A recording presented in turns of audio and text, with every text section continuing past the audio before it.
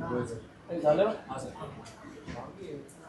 साहेब. काल महाविकास आघाडी आणि राज ठाकरे या शिष्टमंडळानं भेट घेतली आणि त्या पत्रकार परिषदेत सर्वच पक्षांनी असं म्हटलं आहे की जोपर्यंत मतदार याद्या दुरुस्त होत नाही तोपर्यंत निवडणुका घेऊ नका. असं वाटतंय किंवा असं म्हणता येईल की कदाचित निवडणूक आयोग यावर काही रिप्लाय देणार नाही तुम्हाला, तर अशा वेळेस पुढची भूमिका काय असेल? काल निवडणूक आयोगाकडे 2 दिवसाची चर्चा झाली की निवडणूक मतदार याद्यांच्या संदर्भात जे घोळ आणि घोटाळे केलेले आहेत त्यावर चर्चा झाली.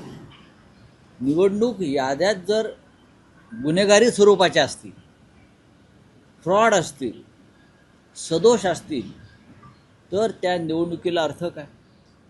एक मत जर महत्त्वाचं आहे लोकशाहीमध्ये आणि ते एक मतच जर चुकीच्या पद्धतीनं जाणार असेल तर निवडणुकीला अर्थ काय?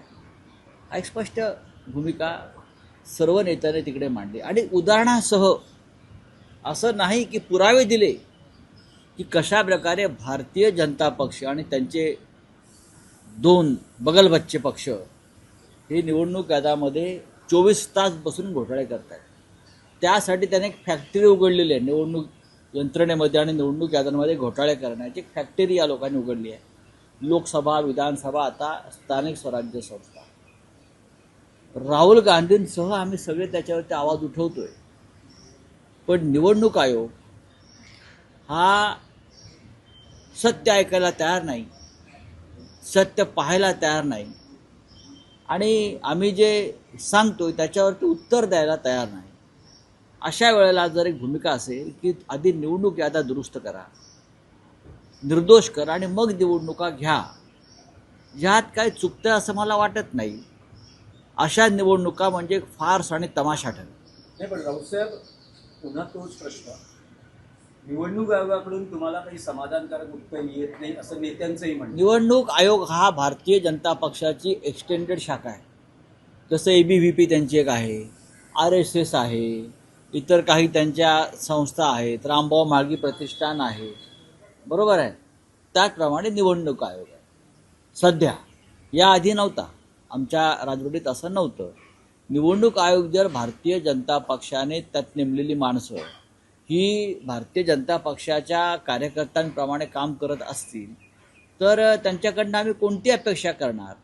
पण त्यांच्यासमोर सत्य मांडणं, कोणत्या प्रकारे गुन्हेगारी स्वरूपाचं काम निवडणूक याद्यांच्या माध्यमातून सुरू आहे हे लोकांना दाखवणं हे आमचं कर्तव्य आहे. नाही, पण मग तुमच्याकडे पुढचा मार्ग काय शिल्लक राहतो?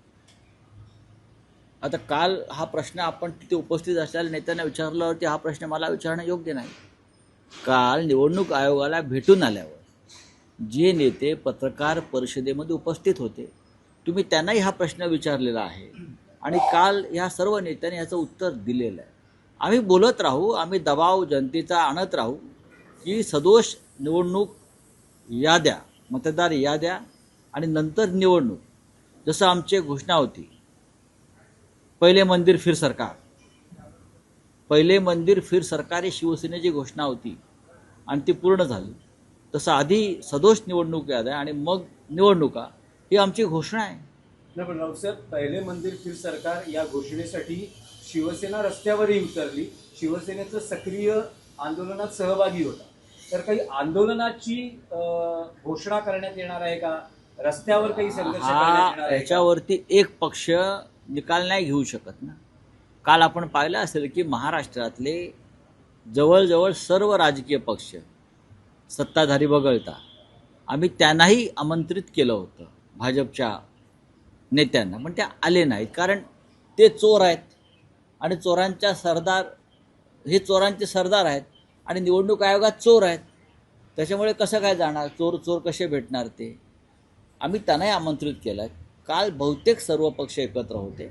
हा निर्णय सामुदायिक पद्धतीनं घ्यावा लागेल. नाही, पण यावर राज्याचे मुख्यमंत्री देवेंद्र फडणवीस असं म्हणतात की महाविकास आघाडी ही आता महाकन्फ्युज्ड आघाडी झालेली आहे. त्यांना कळत नाही की कोणाकडे जाऊन काय म्हणणं. त्यांनी आम्हाला सांगावं. हे सगळं शरद पवारांच्या लक्षात आलं, त्यामुळे ते काल या सगळ्या डेलिगेशन पासून दूर बघा राहिले. बघा देवेंद्र फडणवीस यांचे पणजोबा नाना फडणवीस बरं का, ते सुद्धा असंच बोलायचे.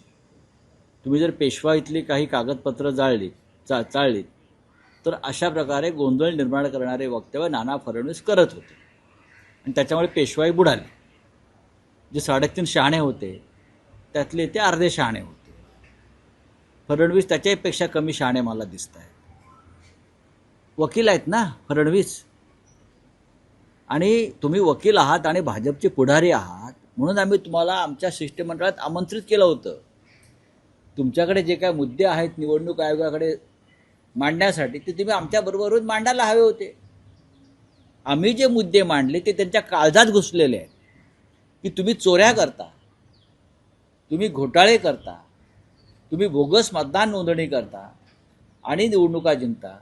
हा मुद्दा, यात कन्फ्युजनचा काय विषय आहे मिस्टर फडणवीस, मला सांगा जरा. यात गोंधळ काय आहे? निवडणूक यादीमध्ये घोटाळे आहेत हे पुरावे दाखवणं देवेंद्र फडणवीस यांच्यासारखा गोंधळलेला कन्फ्यूज मुख्यमंत्री या देशाच्या इतिहासात झाला नाही, हे मी तुम्हाला आत्ता सांगतो. यांना कोणी वकील केलं आणि कधी वकिली केली यांनी मला काय कळायलाच मार्ग नाही. नरेंद्र मोदींच्या मेहरबानीनं झालेले या देशातले जे मुख्यमंत्री आहेत त्यातले ते आहे, कर्तृत्वावर नाही. जर कर्तृत्व असतं तर काल समस्त विरोधी पक्षाच्या शिष्टमंडळासंदर्भात त्यांनी असं विधान केलं नसतं. निवडणूक आयोगाकडे यापूर्वी सत्तेवर नसताना भाजपचे लोक वारंवार जाऊन भिंतीवर डोकं आपटून आलेले आहेत. हे त्यांना माहीत नसेल तर सांगतो. अजित पवारांची वक्तव्य आधीची ऐका निवडणूक आयोगाविषयी. या माणसाकडे अर्धवट ज्ञान आहे. यांना फक्त यंत्रणेच्या नावावर बोगसगिरी आणि दादागिरी करणं आणि रेटून देणं याच्या पलीकडे यांना दुसरं काही जमत नाही. नाही, राव रावसाहेब साहब, जब सारा विपक्ष एक हो जाए तब समझो राजा ईमानदार है, असं आचार्य चाणक्य यांचं वाक्य आशिष शेलारांनी ट्विट केलं. राजा चाणक्य है, राजा ईमानदार है. तो एक हुकुमशाह को निकालने के लिए सब लोग एक साथ आते हैं और वो क्या होता है आपने सब जगह पे देखा है. नेपाल में देखा है, नेपाल का राजा भी ईमानदार था, आपको मालूम है ना. उनको पूछो, हिंदुत्व का इतिहास पढ़ लीजिए, हिंदुत्व का इतिहास पढ़ लीजिए आपको मालूम नहीं है. सबसे बेईमान राजा अगर कोई होगा तो इस देश में, इस देश का राजा सबसे बेईमान है. इस महाराष्ट्र का राजा सबसे बेईमान है आज.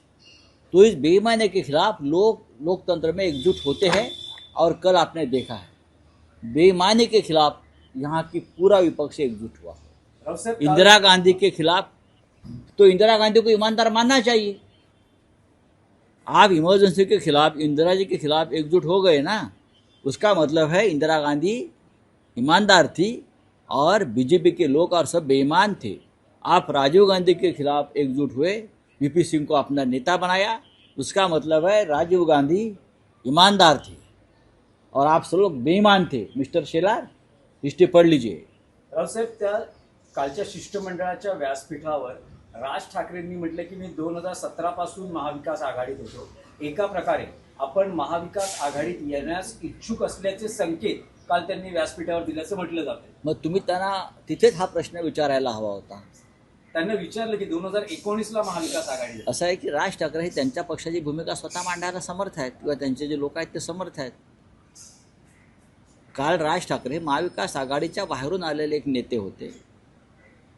कारण हा शिष्टमंडळाचा जो कार्यक्रम आहे सर्वपक्षीय होता आणि सगळे आमंत्रित होते.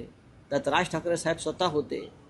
बाकी पुढला त्यांचा राजकीय निर्णय काय आहे ते स्वतः घेतील. नाही, पण त्यांचं जे विधान आहे की मी 2017 पासूनच मला माहित नाही आघाडी सोबत होतो, याचा अर्थ असा म्हणायचा का की ते, म्हणजे तुम्ही त्या दिवशी म्हणालात की काँग्रेसला सोबत घ्यावं ही त्यांची इच्छा आहे, भूमिका आहे, पण निर्णय नाही.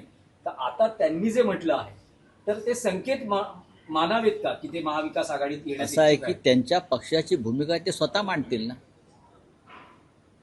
त्यांच्या पक्षाची भूमिका मांडायला इथे मी अजिबात उभा नाही आहे. मी महाविकास आघाडीची भूमिका मांडेन, मी शिवसेनेची भूमिका मांडेन. ते शिवाजी पार्कला शिवतीर्थ या इमारतीत राहतात बरं का, आणि त्यांच्या दोन्ही बाजूला घराला दरवाजे आहेत कुठल्या तरी एका दरवाजावर उभे राहून तुम्ही त्यांना जरूर प्रश्न विचारा, ते उत्तर द्या. राऊत साहेब, पण तुम्ही म्हणालात की तुम्ही महाविकास आघाडीचे नेते आहात, महाविकास आघाडीचे शिल्पकार म्हणूनही तुम्हाला ओळखलं जातं. तर अशा वेळेस महाविकास आघाडी राज ठाकरेंना सोबत घेण्यास इच्छुक आहे का? नाही, पण याच्यावर चर्चाच झालेली नाही ना. काय नाही. कालचा विषय होता हा निवडणूक आयोगातल्या आमच्या निवडणुकीतल्या घोटाळ्यासंदर्भातल्या शिष्टमंडळाचा होता. मला असं वाटतं आपण सध्या त्याच्यावरच चर्चा केली पाहिजे आणि भविष्यातल्या राजकारणावरती तुम्हाला लवकरच माहिती मिळेल. केंद्रीय निवडणूक आयोगावर तुम्ही याआधी मोर्चा काढला होता, तुम्हाला सगळा म्हणजे राष्ट्रीय स्तरावर सगळा हो, आम्ही काढला होता ना. राहुल गांधींच्या राज्य निवडणूक आयोगावर मोर्चा तुम्ही काढला. बघा, कालचं त्यांची जी भूमिका पाहिल्यावरती आम्हाला असं वाटलं की या निवडणूक आयोगाला धडा शिकवायला पाहिजे. काल आम्ही एकजूट दाखवली, नक्की दाखवली. आता ह्याच्यावरती आम्ही एकत्र बसून चर्चा करू. आणि तुम्हाला माहीत असेल की मिस्टर देवेंद्र फडणवीस, तुमचा देशाचा अभ्यास फार तोकडा आहे, कच्चा आहे, जरा दुरुस्त करून घ्या. ते जे म्हणाले ना की जो गोंधळ आहे आणि म्हणून शरद पवार निघून गेले, ह्याच विषयावरती आम्ही दिल्लीत मोर्चा काढला होता. हेच प्रश्न, मतदार याद्यातले घोटाळे, EVM मधले घोटाळे, आणि त्या मोर्चामध्ये वय वर्ष 84 शरद पवार हे पहिल्यापासून शेवटपर्यंत उपस्थित होते. याच मुद्द्यावरती फडणवीस, जरा अभ्यास करा आणि बोला. आपल्या वकिलीची डिग्री आम्हाला तपासावी लागेल. नाही, आम्ही सगळे होतो याच विषयावरती केंद्रीय स्तरावरती. महाराष्ट्रात तोच प्रश्न आहे ना. आणि निवडणूक आयोगाकडे प्रश्न मांडताना आम्ही त्यावेळेला महाराष्ट्रातल्या मतदार यादीतल्या घोटाळ्यांचा प्रश्न मांडलाय, तेव्हा शरद पवार उपस्थित होते. राऊत साहेब, एक मराठीत आणखी प्रश्न आहे की स्थानिक स्वराज्य संस्थांच्या निवडणुकांच्या पार्श्वभूमीवर सगळेच पक्ष आपली व्यूहरचना आखतायत, पण महायुतीतले मतभेद चव्हाट्यावर येताना दिसत आहेत. ठाण्यामध्ये भाजपची स्वबळाची चाचपणी सुरू झाली आहे. तर शिंदे शिवसेनेनं मुंबईत होर्डिंग लावले ज्यावर उल्लेख आहे की मुंबईचा महापौर शिवसेनेचाच. लावू द्या ना, त्या पैसे खूप आहेत ना. पैसे खर्च कसे करायचे हा त्यांच्यापुढे प्रश्न आहे. लोक ठरवतील कोणाचा महापौर. बाळासाहेब ठाकरे ह्यांच्या शिवसेनेचा, त्यांच्या विचारांना मानणारा महापौर होईल. तुम्ही किती आपटून चपटी होईल, काही तुम्हाला त्यातून हाताला लागणार नाही. मराठी महापौर होईल. बाळासाहेब ठाकरेंना अभिप्रेत असलेला, हे बोगस जे आहेत यांचा नाही. माननीय उद्धव ठाकरे साहेब आणि माननीय राज ठाकरे साहेब यांची जी एकजूट आहे, त्यातून जो विजय प्राप्त होईल त्यातून महापौर निर्माण होईल. सर, भारत ने स्टे लेने के लिए मना किया है उसमें, ट्रम्प का प्रेशर काम कर गया क्या? ट्रम्प का प्रेशर हमेशा काम करता है मोदी जी के ऊपर. ट्रम्प, ऐसा लगता है कि मोदी जी उनके पास नौकरी कर रहे हैं. ट्रम्प के प्रेशर में मोदी जी काम कर रहे, इसीलिए तो ऑपरेशन सिंदूर बंद किया. आप रशिया तो हमारा सबसे भरोसेमंद साथी है, मित्र रहा है देश का. हम रशिया के साथ इस प्रकार से बर्ताव करेंगे तो पूरा बैलेंस बिगड़ जाएगा. टैरिफ और भी आया है सर, इसके दिशा आप देखते हो? अरे, मोदी जी को अब बहुत कुछ सीखना है. मोदी प्रधानमंत्री जरूर है, लेकिन विश्व की राजनीति अलग होती है. एकच प्रश्न आहे की मनसेच्या दीपोत्सवाचं उद्या उद्घाटन उद्धव ठाकरेंच्या हस्ते आहे ना. पहिल्यांदाच, म्हणजे जवळपास 13-14 वर्ष हा दीपोत्सव होतो. पहिल्यांदा म्हणजे राज ठाकरे उद्धव ठाकरे यांच्यातलं जे कौटुंबिक बंध आहेत ते आणखी घट्ट होताना दिसत आहेत. आणि जे कंदील लागले आहेत त्यावर सुद्धा राज ठाकरे, उद्धव ठाकरे, अमित ठाकरे, आदित्य ठाकरे आणि बाळासाहेब असे फोटो लागलेले आहेत. तर त्याबद्दल काय सांगाल? पहिल्यांदाच त्याच्याबद्दल काय सांगावं असं वाटतं ना. हा प्रश्न जरा गोंधळाचाच आहे. गोंधळाचा नाही, कौटुंबिक बंध आहे ना. दोन पक्ष, दोन कुटुंब, दोन भाऊ एकत्र आले, त्यातून जर दिवाळी साजरी होत असेल शिवतीर्थावर, तर त्याचं स्वागत केलं पाहिजे. राज ठाकरे यांचं मन मोठं आहे. त्यांनी त्यांचा महत्त्वाच्या कार्यक्रमाला शिवसेना पक्षप्रमुखांना बोलवलेलं. भाऊ आहेतच, पण त्यांनी शिवसेना पक्षप्रमुखांना आमंत्रित केलं उद्घाटनासाठी. हे महाराष्ट्रासाठी हा शुभ संकेत आहे आणि या शुभ संकेताचं आम्ही स्वागत करतो. आणि राज ठाकरे यांनी जी भूमिका घेतलेली आहे त्यातून महाराष्ट्राला आणि मराठी माणसाच्या ऐक्याला बळकटी मिळेल आणि हा जो प्रकाश निर्माण होणार आहे त्यातून महाराष्ट्र उजळून निघेल. सर अमित शाह पटना में